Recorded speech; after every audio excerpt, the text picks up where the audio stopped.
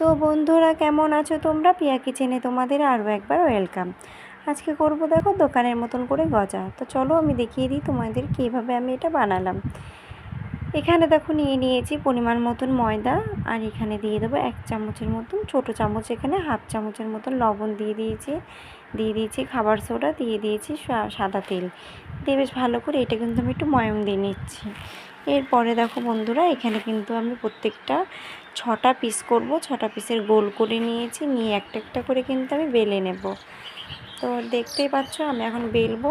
তো বেলার আগে একটা কথাই বলি, তোমরা আমার চ্যানেলটাকে এখনও যারা সাবস্ক্রাইব করোনি তারা অবশ্যই সাবস্ক্রাইব করে দিও বন্ধুরা।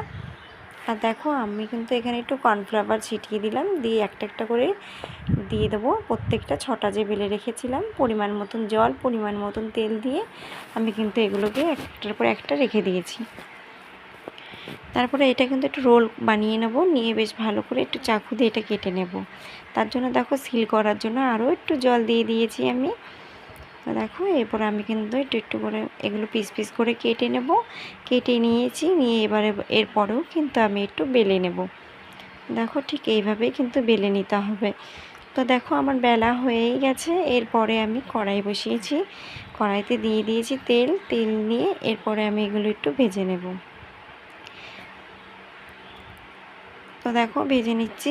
দেখতে হবে ভাজার সময় কিন্তু এগুলো এক একটা লেয়ার কিন্তু ছাড়িয়ে দিতে হবে, তাহলে দেখতেও ভালো লাগবে, খেতেও সুন্দর লাগবে। তো দেখো আমি কিন্তু এইভাবে কিন্তু একটা একটা করে লেয়ার কিন্তু ছাড়িয়ে দিয়েছি, দিয়ে বেশ ভালো করে ভেজে নামিয়ে নেব লাল করে। তো দেখো আমার কিন্তু এটা ভাজা হয়েই গেছে, আমি কিন্তু এগুলোকে নামিয়ে নেব। এরপরে দেখো ওই বাটির 1 বাটি আমি চিনি দিয়ে এখানে একটা মিষ্টির রস করে নেব।